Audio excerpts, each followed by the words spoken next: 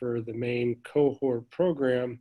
And I'll just take this moment, if you've enjoyed today as much as I have and learning and talking about personal finance, we do meet Wednesdays at 3 o'clock for discussions just about teaching practices with personal finance. And we'll make sure we send out a link after this so anybody can join us. I know 3 o'clock's not always the best time, but if you can make it, we'd love to have you. So my first question is for anyone on the panel that wants to jump in. As we have moved through virtual learning, what do you think has been the most effective strategy that you're using right now to teach personal finance?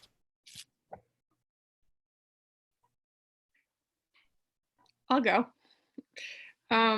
So we were told that that we were going into virtual learning, and we had 2 days pretty much about to figure it out. What my grade partner and I did first worked okay, but it was it was a lot of work to give to the kids as fifth graders to do by themselves, really.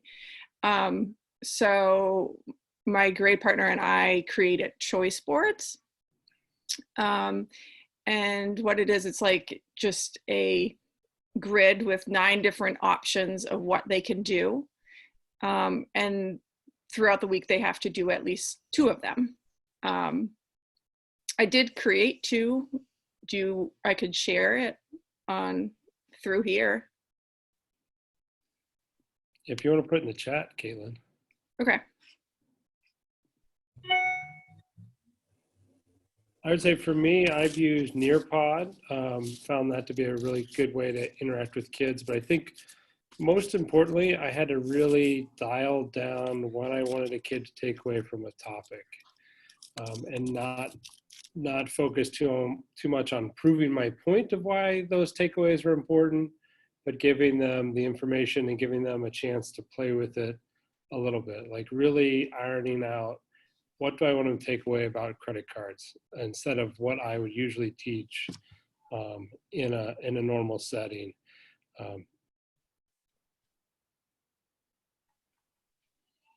I did something pretty similar. I stole ideas from Caitlin, and I did a choice board as well. My financial literacy just rolled into our social studies class, so my choice board is divided up into different categories, and they have to pick something from all the different categories that we've been doing. And that's been pretty good. I've also used Nearpod. That worked. We've been doing kind of a lot of experimenting to see what can really get a good reaction, response, engagement from our students. So I feel like every week I'm trying something different to see, hey, what do you think of this one? What do you think of this one? Does this one work better? So it's a little trial and error too. One thing that I've liked using is Padlet. I've liked, putting some questions out there that they can respond to. It's been a great source, like for articles to read, and then you can, expand on that with posting questions, having them respond to each other. So with not having a lot of direct contact, it's a way to, kind of bolster engagement a little. Raylene, I have a question for you. As you have moved through distance learning, what have you used with your students, because you have a group of no tech or low tech? I actually have no tech, and that's what I was going to comment on. I remember when we found out we were leaving school, it was like, oh my gosh, what am I going to do? I felt like 85% of my work was through Google Classroom. This is going to work okay. But then come to find out, 40% of our kids don't have the internet. And we had directive from the superintendent's office that we are not to use that to have any expectations, but we were doing paper packets and we were grading them. So I'm thinking, we find out, like, I don't know if it was Friday or Saturday, it all kind of blends now. And I remember being at home that weekend before I went to school on Monday going, do I still have those books that I got at the conference? They were from NEFI, the New England Foundation. And I did, I had some in my closet. So I used those, and it allowed me to give them specific assignments. I printed off the worksheets that went with it online. It worked perfectly. I was able to spread it out and said, just do this today. Just do this today. Some sat down and did the whole thing. Others, took my advice, because I have a lot of special ed students in my classes. I actually have a whole class of special ed students. So it was very useful, and it allowed me to give them material that we've kind of covered, but in a different way, so that it really reinforced things like banking and checking and things like that. So it was good. So as we moved through this time, what priorities have you set for your class on the topics that you think you need to teach right now while we're out for virtual learning? You want me to continue? Sure. Again, I kind of hinted to that we were told not to do new material. So I did go on to insurance because we needed to cover that for them to get their credit. And they did a great job, and I had those books. So insurance is something I did cover, not the same way I would have in the classroom, but I kept having them go and ask questions. All of my questions were like, well, talk to your parents. What is your insurance policy going to look like when you get it? What is your deductible going to be if you're driving your parents' vehicle? And so trying to get them to have conversations at home is what I was, and how much they had, I can't control that, but I can put it out there.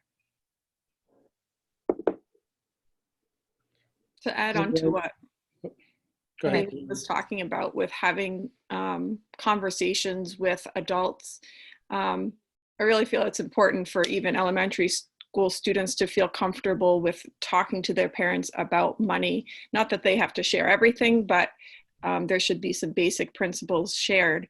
And right at the end, before we started distant learning, I was using Bonsai, and they had a interview. So the kids were working through the interview and talking to their parents about money and what they wish they would have known. And it was really, really interesting. And it was kind of a bummer that it all just happened right when we were working on it, because I only got about half in. But it's definitely something that I'm going to carry on and continue doing through the years. So they do start that conversation in 5th grade. So when they get into high school, it's a continual one.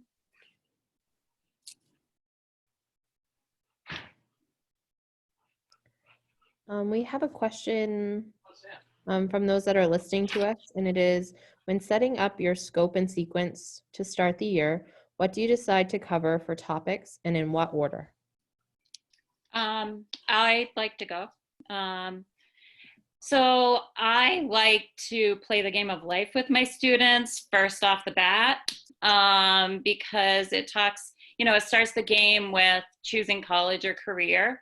And then as they're playing the game, I like to have them write down things that are going on financially, like paying for college, getting paid, paying bills, all the way to saving for retirement. And then I kind of use that as a springboard to hear what they have to say about topics that they're interested in. One direction that I have been in the past is I've used Next Gen curriculum, as a guide of topics to go by, and tweaking it to kind of meet my classroom style. But this year I tried to start modifying that to use the students as a pegboard to what they're more interested in, and when they're coming in every day with their Aroma Joe's coffees and energy drinks, that can be a springboard. And so to kind of let them guide the way we go with curriculum, and then I can pull from different sources that we've discussed here today. I would agree. Trying to hook the kids, and I think the panelists said it in the previous session, what are the things kids are experiencing now so we can use them as teachable moments? So I usually start the year with behavioral, personal finance, and I do that for 2 reasons. One, it's interesting. The kids get to evaluate why they make decisions and how they make those decisions. But secondly, I really believe in the personal finance of the decisions the kids make on all the topics we talk about needs to be right for them. And they have to have some justification in their own mind. And maybe in my case, some mathematical data to back that up. And so I want them to know right away, just because they have made a different decision than their neighbor, it's not a wrong decision. And I think trying to take away that fear of making a wrong decision or be thought of mismanaging your money, I think is an important way to start.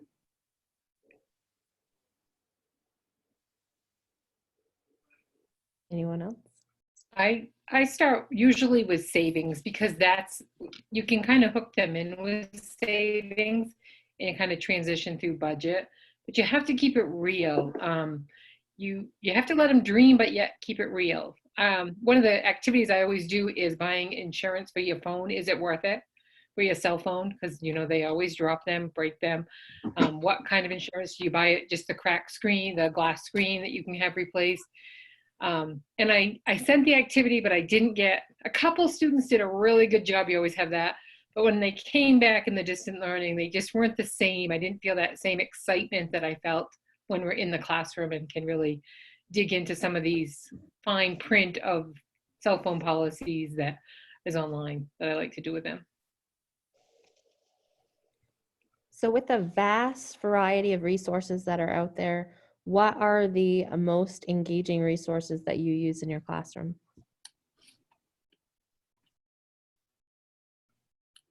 I'll go. I use a lot of the next gen materials, but being that I teach 6th grade, I try to do a lot of hands-on.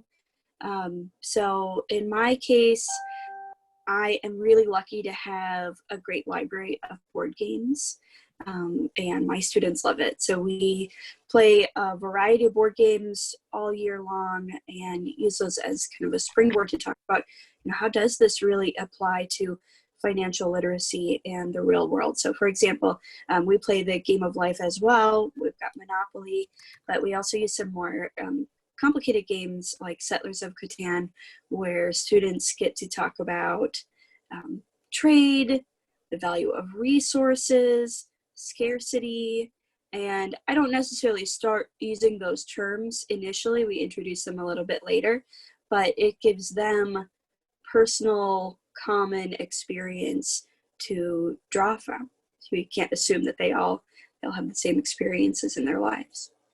And they really enjoy it. They're always, oh, when are we going to have another game session? Feels like kind of a trick. Like they don't really realize it's a lesson. They think it's just playtime, but it works really well.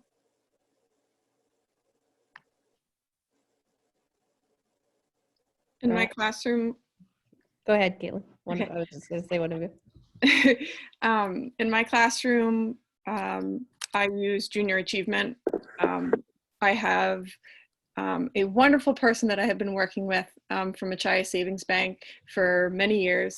And it's a way to get someone from the community into the classroom, which is always a break. My kids love it when I'm not up there. Switch up the day. And they have a really great lesson for each grade. It's different each year. I this year tried out Bonsai, which I really enjoyed. I've tried some other websites and they've been a little glitchy. Could be Machias Wi-Fi, but Bonsai has worked really well and the kids really enjoyed it. And then I also bounce off of what Lizzie said. We both like having the board game time in our classroom. My kids some of them are not quite to where her kids are, but we do play Payday in Life, which has a lot of saving and spending, which really is a good 5th grade level, a little below as well, and also higher. I use the next gen arcade games, and it's like a competition. We played Spent and see who could do the best, and you just put that number on the board and they're like, I beat that. And it was like 2 days later and someone goes, I beat that score that you had up the other day. And I'm like, okay. It was a day thing that we were doing, but because they can get in our 80 minutes, they can get through it like twice. So I'm looking forward to, I played with some of those yesterday at the Fin Camp and looking at how I can incorporate more of those into the curriculum. I think that was the most engaging that I find the students. I like Next Gen the best for me, but I can tailor it. One thing that, I like to try and design things that I think would work and engage students, but then I can always go to Next Gen and pull a resource that'll capitalize on what they're learning. But I have looked at the Nephi stuff and the Bonsai stuff, but I've personally have just chosen to stay mostly with Next Gen. Brett, what about you? I love the Next Gen stuff, the Kahoots and the Question of the Days. I think that always allows me to engage the kids and get thoughts of what, questions that they have or thoughts that they're having. It always leads to a discussion that could pretty much fill up the day. And then I like to pull in a lot of current resources, Bankrate.com, The Balance, Wall Street Journal, CNBC Acorns. I've really used a lot this year. They have a lot of short, good videos. So just trying to, that's the beauty of teaching this course is I'm learning more than my kids to have all the background material to kind of get it down to them and get the key points. So if they can leave with just some rules of thumbs and some things to remember when they do actually engage with it in real life, I think that's success. And I also want to add the Next Gen material. They have great high school stuff. They are in the middle of working on middle school, but I'll say as a 5th grade teacher, a lot of the stuff you can do as like whole class and bring it lower. So even for teachers that are teaching below 5th grade, I would definitely still look at it, even though it doesn't say 4th grade or 3rd grade. And some of the things and materials you can definitely use. One resource that I saw my daughter's school use, now she's a middle schooler, is there's one by Mass Mutual that put one out. She really enjoyed it as she went through it, but I'm not well versed with it, but it looked really great as a resource. We have a question from Dorothy who's asking us, how have assessments been handled in your courses? With distant learning being more Either one, I think. She wasn't specific. okay. I do assessments at the end of the unit, and I always try to do questions as well as kind of apply your knowledge, not just multiple choice questions or true false. I really try to incorporate projects as well, and that's one of the things Next Gen does when you look at their resources and their tests. And a lot of times I adapt them to fit, to make sure I've covered everything, and I enjoy that. What about in the elementary?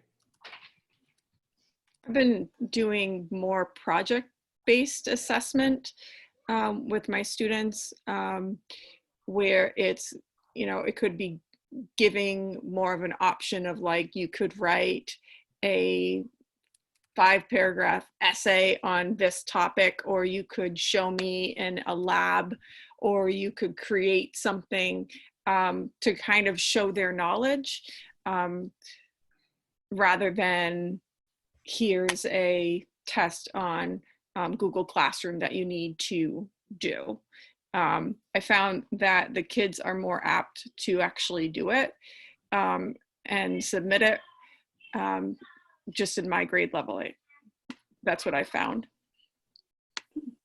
I do kind of similar. In the classroom, I like to use a strategy called building a silent conversation. I don't know if there's a real name for it, but we work in small groups around big chart paper, and I give them a series of kind of reflection questions where they have to work together to construct an answer. But a have to make sure that all their ideas are recorded and everyone has to have a certain job in it. It works pretty well, but it is a lot of responsibility on their part. But I don't give formal traditional assessments either. Most of my assessments have a time value of money component to it. So I'll use a scenario-based problem that I'll pose to the kids and have them answer it in a variety of ways. And usually it ends in making a decision. It could be given a certain income, how much would you want to save?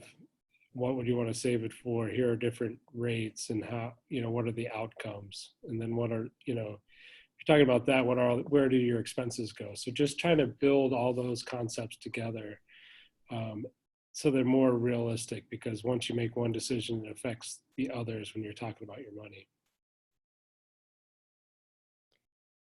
Her second question was, does your school system have a requirement for taking and passing a semester of personal finance? Yes, at Madison, it's a graduation requirement. I went to the board, I think 6-7 years ago, and it's been a half-year semester course and we've moved it around from sophomores to seniors. We've kind of embedded it in the junior year, and we really like it. And next year, our schedule is going to change, and I'm actually going to get a full year of personal finance, which I'm excited about. Elementary, I'm assuming it's just built into your curriculum. Yeah. Part of social studies. Yes. Well, I would say for me too, I'll chime in on this one too. I've taught a senior level class, which is a requirement for our students to pass, but we saw a need for that to be earlier. So it's an elective called College and Career Planning, but pretty much 99% of our kids go through it at some point. We just saw a need for an earlier chance for the kids to explore budgeting, looking at college, looking at what their financial aid letters mean to them. And it's really, I think, been helpful to them as they're going through and not waiting until their senior year, because it's a semester course. So some of them were taking it at the beginning, which was helpful when you're applying to college, and some of them were taking it at the second half when they've already had already applied and now had made that decision where they were going. So that's been helpful too. My next question is, what alternatives do you use to provide students with resources who may have a more difficult time in your classroom? How do you differentiate assignments for them, is what I should say. So for me, I often, if I were to ask a question like, how much would you have if you invest $1,000 at 5% for 20 years? So I would break that down to really, given this, find that. So I try to simplify those scenarios for a kid who struggles to read, or, just that executive function and multiple problems. I try to simplify it down. Often try to meet with a kid one-on-one and talk through it, and really rely on that student to give me feedback of what's working. And again, it comes back to that. If I've given an assessment or a question or an assignment, what do I really want to get out of it? And for the kid that maybe has some learning differences, how do I make sure they get the outcome that I want them to get out of it? And how do I take away the other things that either build to it or lead them to it that they may not need?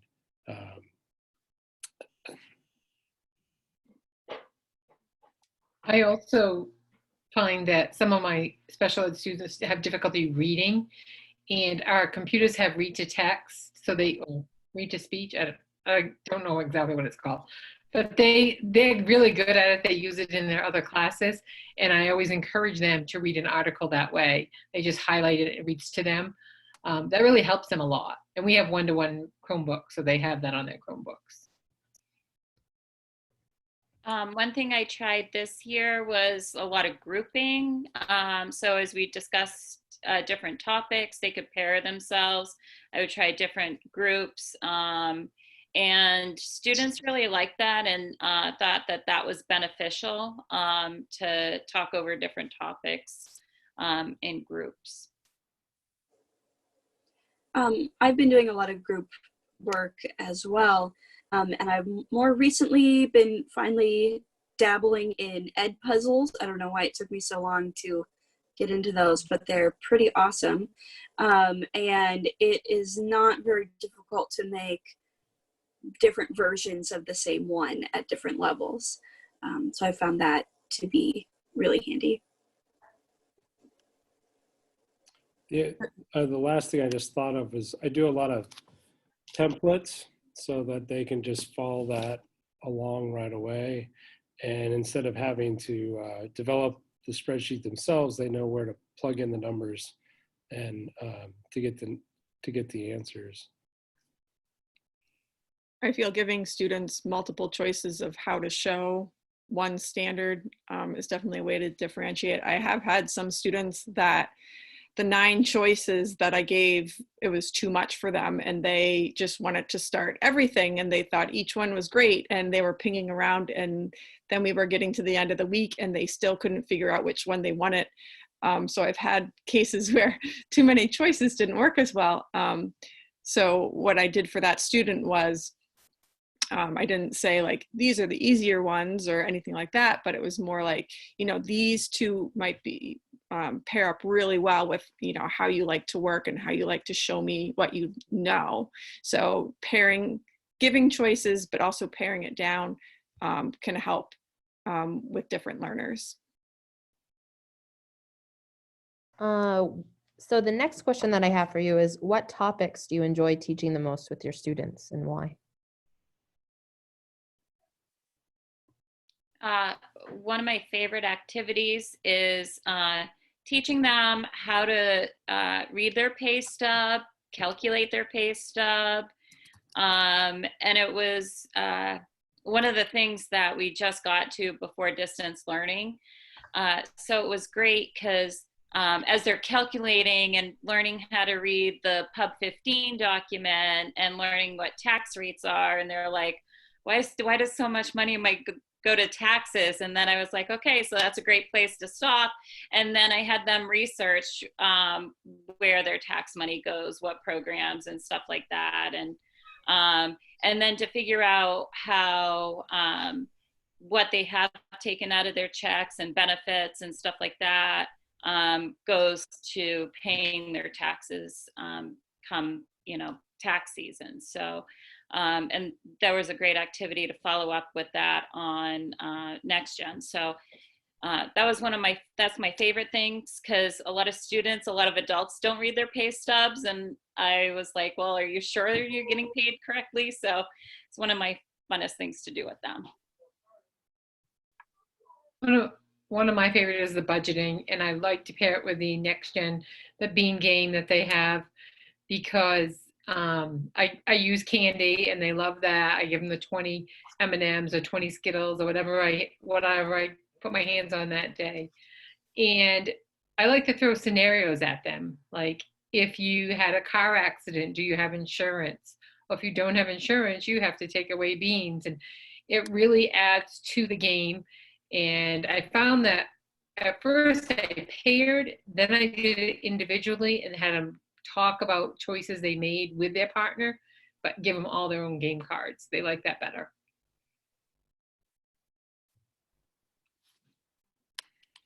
I like a budgeting game that we do in my classroom as well, called Claim Your Future, which is a box set that we can get as Maine teachers.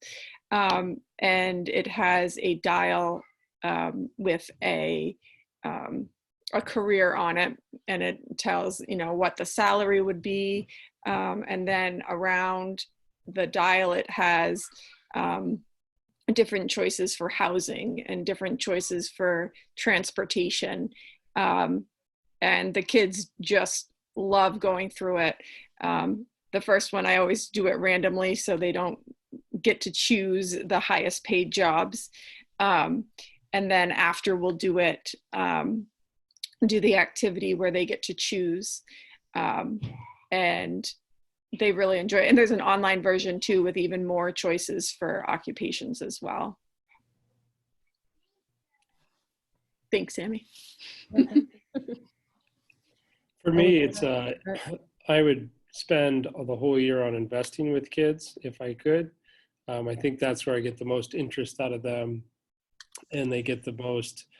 They're able to see big projections and throw out ideas and draw conclusions, right or wrong, and see the complexity of the markets, and then realize really what it comes down to is investing early, owning a lot of the market, doing what you can and staying in it. But they can play around in our classroom environment with, I think Disney's going to rebound and do the best, and we can see how that's going because it's always in the news. And there's a lot of simulations out there.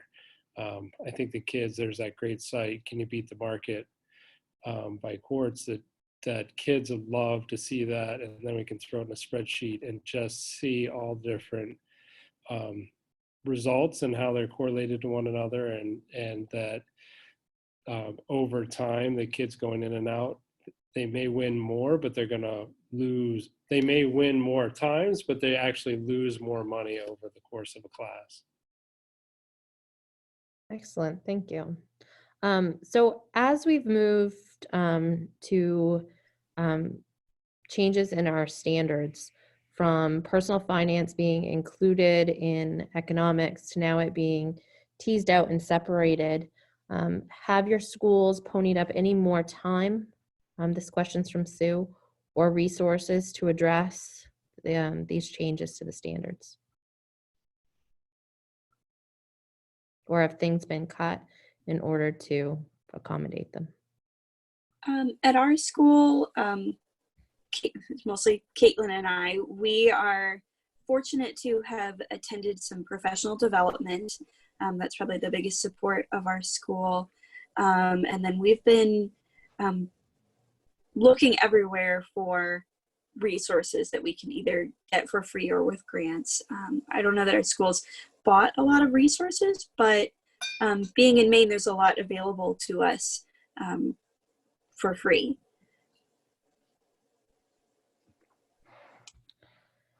So how is what you've learned in this current distance learning experience change how you are going to be teaching in the fall?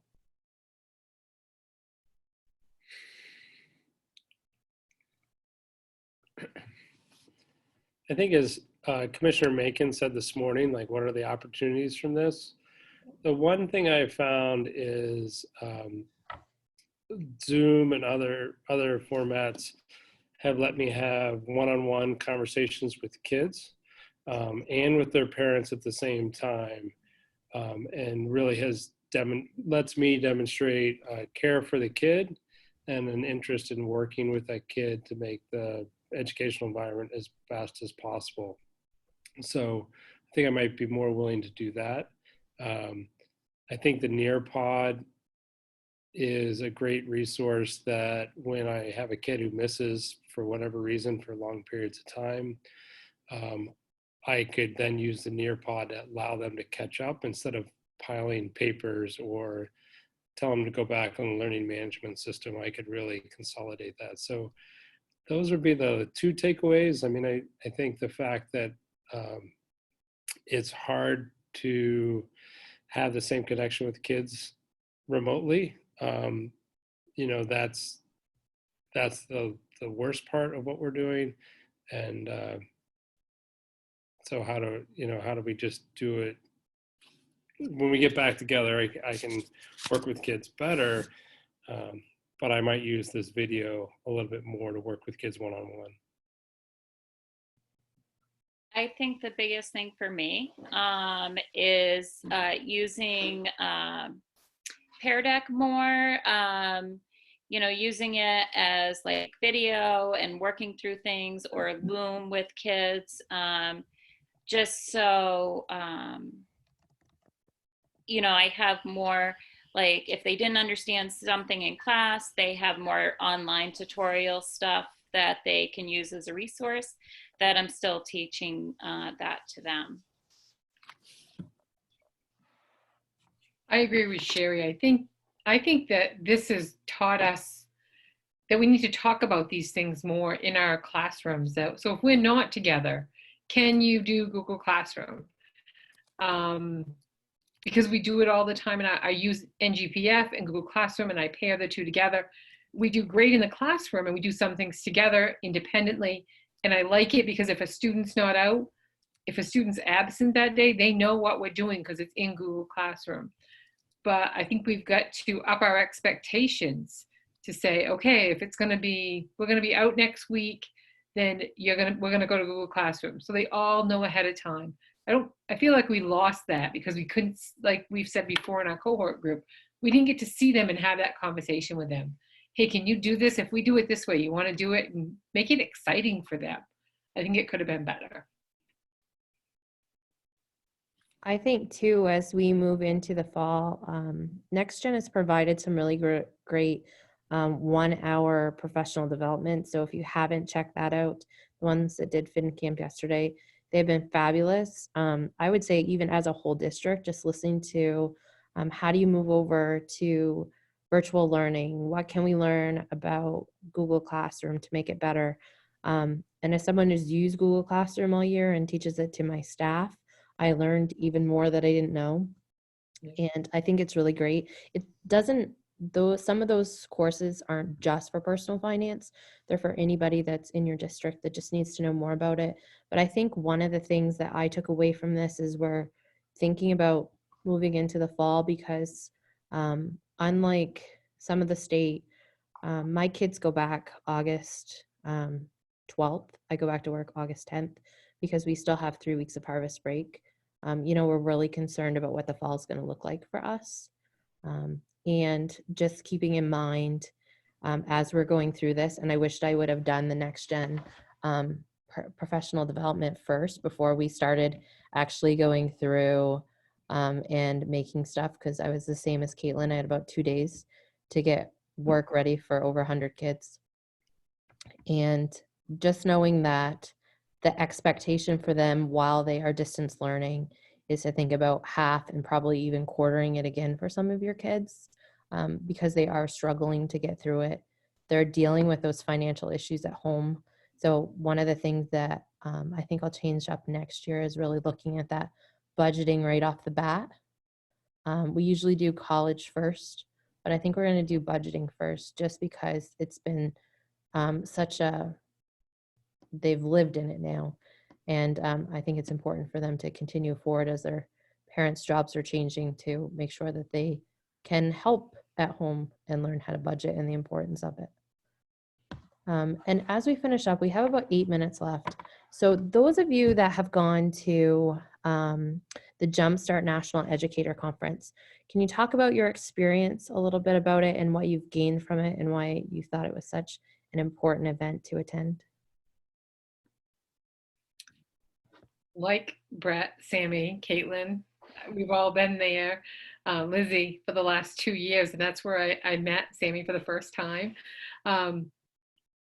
It's given me the resources to reach out to people across the country. I know what's going on because I'm still in contact with the people that I got to. The resources are great. I mean, you come back so fired up.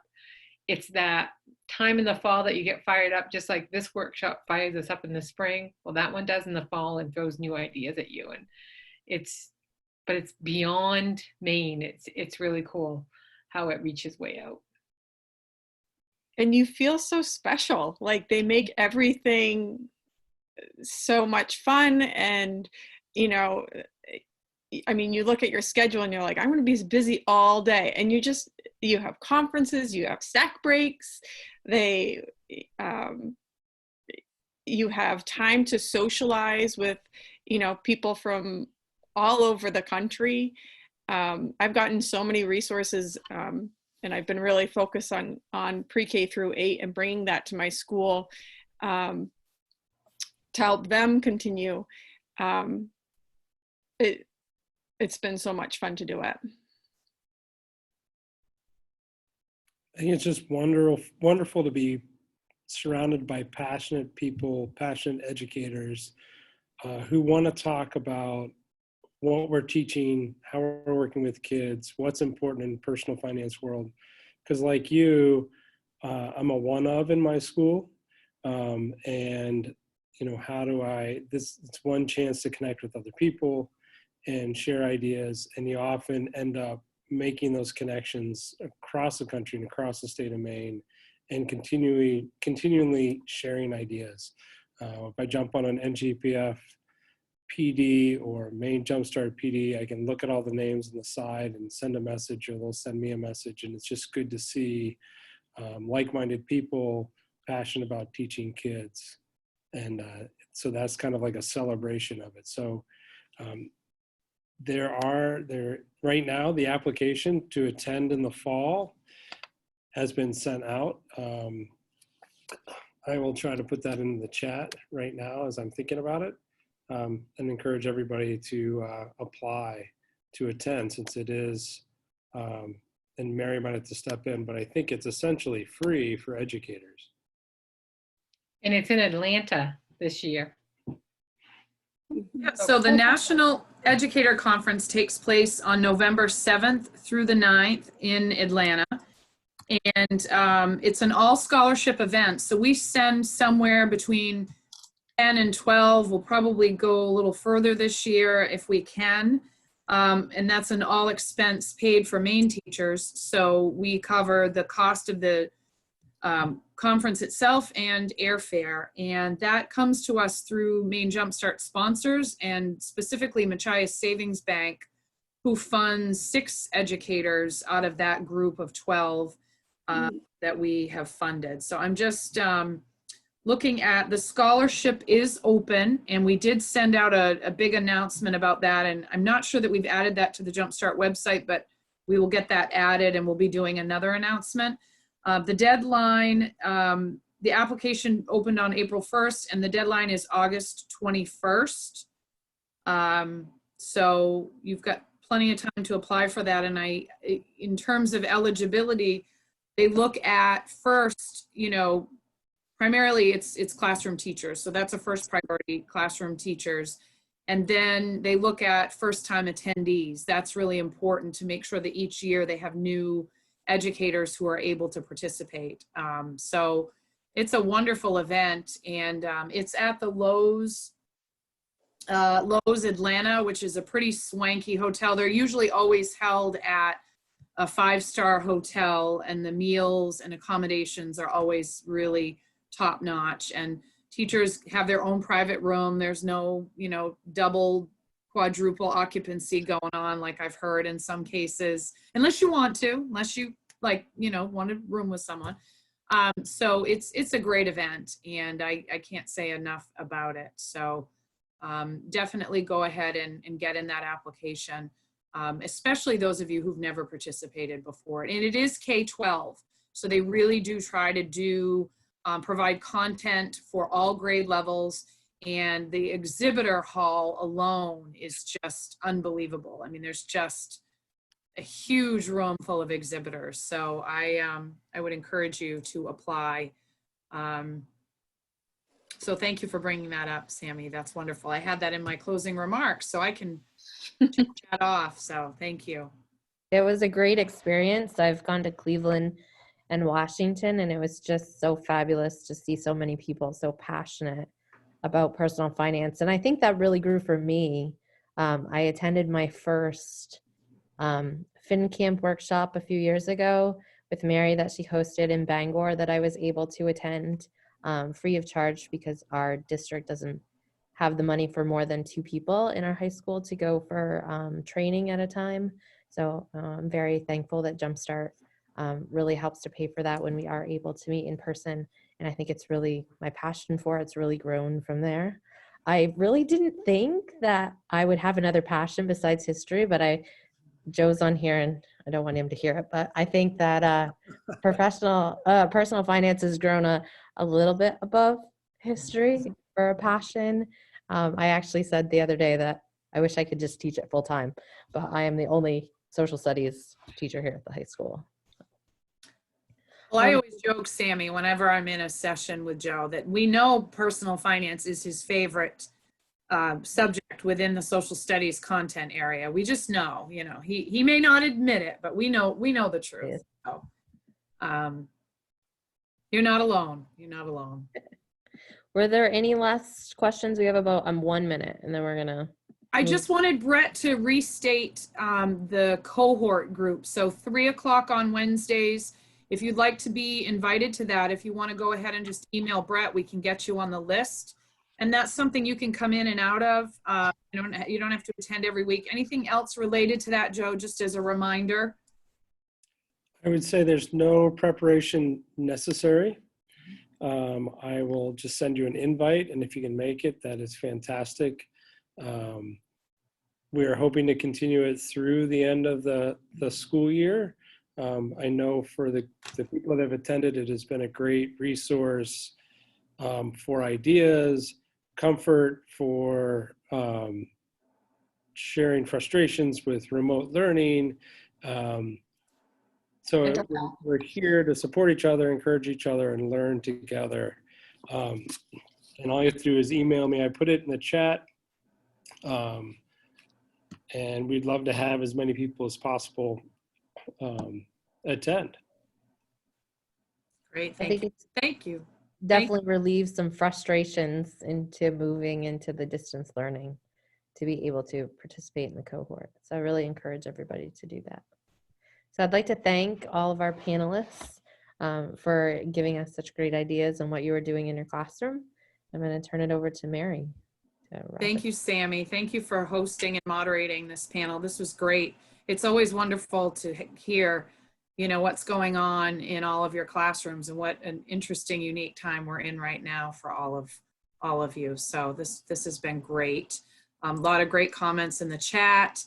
And so thank you so much. I'm going to stop recording.